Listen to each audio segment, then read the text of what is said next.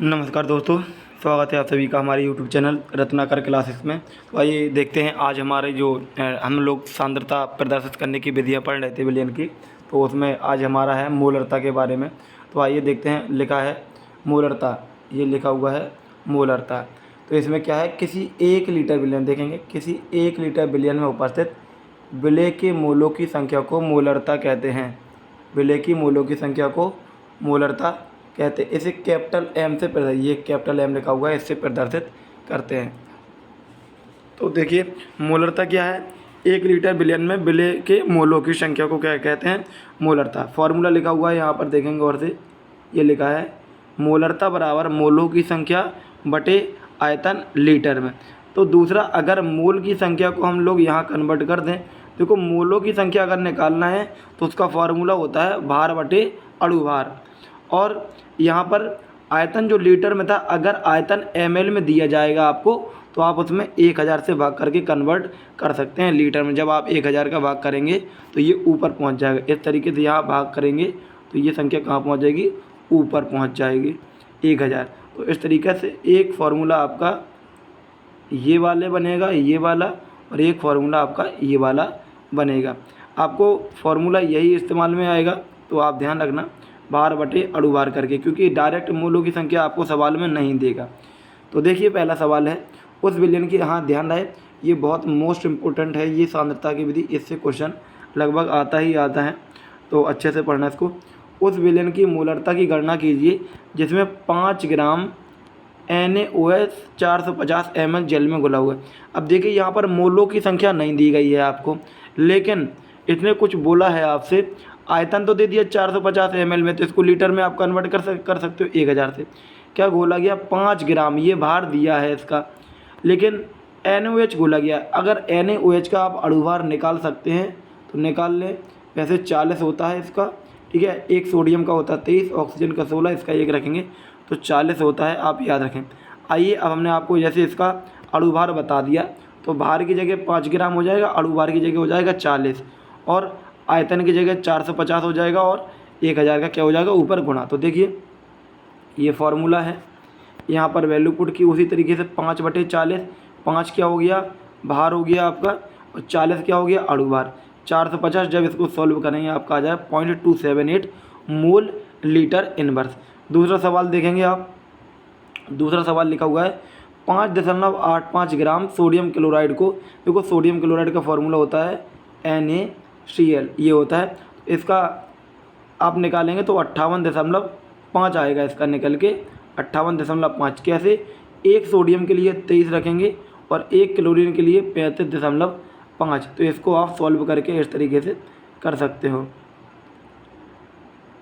तो नेक्स्ट देखते हैं, ये बता दिया आपको जानकारी के लिए।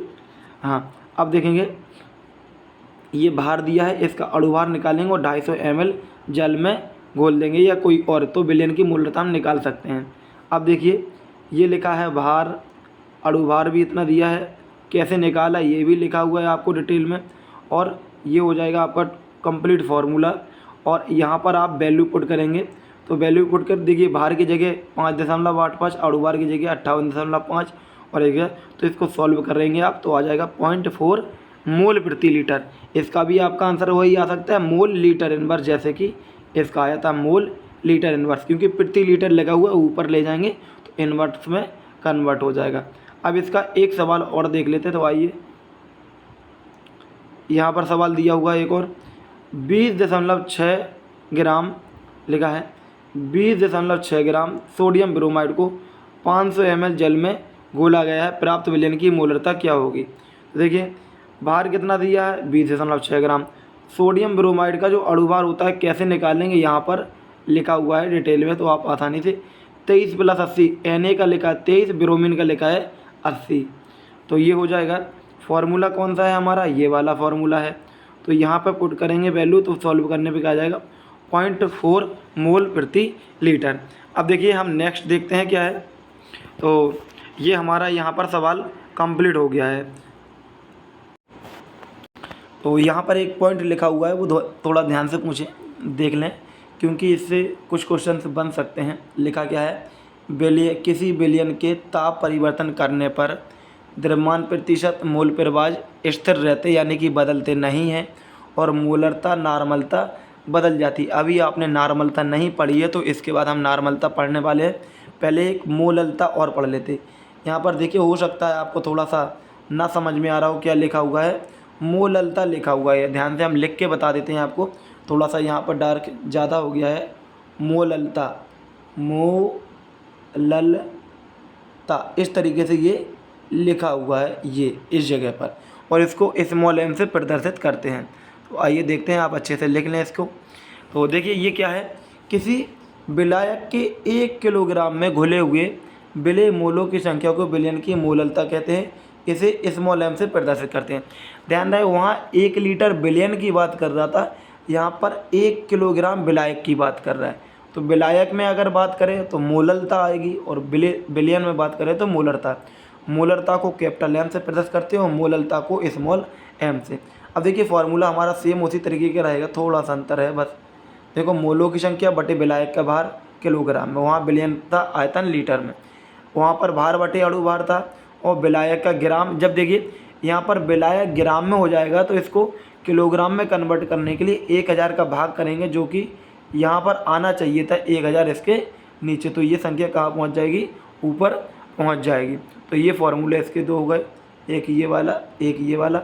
ये वाला फार्मूला डायरेक्ट नहीं लगा सकती आप, क्योंकि वैल्यू आपको इस मोलों की नहीं दी जाती है, वैल्यू आपको दी जाती है ग्राम में, और अणुभार के लिए आपको हिंट दे दी जाती है, जैसे कि पीछे NaCl बताया था, NaBr बताया था। आइए इसके न्यूमेरिकल देख लेते। तो एक देखिए 11.7 ग्राम सोडियम क्लोराइड को 500 ग्राम जल में घोला गया है, प्राप्त विलयन की मोललता ज्ञात करें। अब देखें यहाँ पर मोललता ज्ञात करना है विलयन की, लेकिन विलायक का भार हमें पहले से ही दिया है। तो भार कितना है 11.7, अणुभार कितना निकलेगा, पीछे भी निकाल चुके हैं इसका 58.5। विलायक का भार कितना है 500 ग्राम। वैल्यू पुट कर दें आप, फार्मूला ये है, तो फार्मूला तो आप लिख ही पाएंगे क्योंकि ये फार्मूला है, ठीक है। तो इसको वैल्यू रखेंगे तो कितना आ जाएगा हमारा 0.4। आप आसानी से कर सकते। देखो यहाँ पर हम बता देते हैं, ऊपर लिखा है 11.7, नीचे लिखा है 58, एक अंक बाद दशमलव, यहाँ भी एक अंक बाद यहाँ पे भी, तो एक अंक से एक अंक कैंसिल हो जाएगा, और 117 का 5 बार जाएगा 58.5, या 117 का 585 5 बार जाएगा। 500 को आप काट दें 1000 से 2 बार जाएगा, और 2/5 जब आप सॉल्व करेंगे तो 0.4 वैल्यू आ जाएगी। अब हम देखेंगे नेक्स्ट न्यूमेरिकल। तो नेक्स्ट न्यूमेरिकल के बारे में देखिए क्या है। चीनी के सिरप में बोला गया 214.4 ग्राम, सॉरी 214.2 ग्राम में 3.2 ग्राम चीनी है। एक चीज़ यहाँ ध्यान से पढ़ेंगे, क्योंकि यहाँ सवाल कुछ अलग आएगा। क्या कह रहा है, इतना ग्राम दिया सिरप यानी कि विलयन होता है। सिरप बना किससे होगा, पानी भी मिलाया गया होगा और चीनी भी मिलाई गई होगी। अब कह रहा है आपसे कि इतने ग्राम चीनी है, चीनी का भार दे दिया है, तो पानी यानी कि विलायक का भार आपको निकालना पड़ेगा। चीनी के सिरप में मोललता ज्ञात करो। अब आपको मोललता ज्ञात करनी है तो मोललता करेंगे विलायक के में ज्ञात, और विलायक आपको दिया नहीं गया है, लेकिन विलयन दिया है और विलेय दिया है, तो विलयन में से विलेय घटा देंगे तो विलायक आपका निकल आएगा। भार लिखा हुआ 3.42 ग्राम। विलायक के भार कैसे निकालेंगे हम, 214.2 ग्राम में से 3.42 ग्राम घटा देंगे, और अणुभार कितना आया 342। देखिए बेटा ये कैसे आया, ये जो लिखा हुआ है C12H22O11, इसका आप जब अणुभार निकालेंगे तो आ जाएगा आपका 342, और ये आपका रहा सवाल का फॉर्मूला, सवाल जो मोललता होता है, मोललता का ही फॉर्मूला रहेगा हमारा। और यहाँ पर हम करेंगे वैल्यू पुट, और वैल्यू पुट करने के बाद जब सॉल्व करेंगे तो आंसर आ जाएगा 0.0474 स्मॉल m यानी कि मोललता। नेक्स्ट एक सवाल और है, 10 ग्राम लिखा है कास्टिक सोडा यानी कि NaOH को 500 ग्राम जल में विलय किया गया है, विलयन की मोललता ज्ञात करना है। तो 10 ग्राम दिया है और 500 ग्राम भी दिया है। अब निकाल सकते हैं आप, ये फॉर्मूला है आपका। यहाँ पर आप वैल्यू पुट करेंगे, भार की जगह 10 हो जाएगा, ऊपर भार की जगह 10 और अणुभार की जगह 40 हो जाएगा। क्यों रखा है 40, क्योंकि NaOH का अणुभार होता है 40, और विलायक का भार 500 ग्राम और 1000 का गुणा ऊपर रहता है। जब सॉल्व करेंगे तो आ जाएगा आपका 0.4 स्मॉल m। अब देखते हैं हम आगे, हमारा है नॉर्मलता के बारे में, नॉर्मलता के बारे में क्या दिया हुआ है। अच्छा वीडियो बड़ी हो रही है तो बेटा नेक्स्ट लेक्चर में हम इसको नॉर्मलता में कवर कर लेते हैं। ओके, वीडियो देखने के लिए धन्यवाद।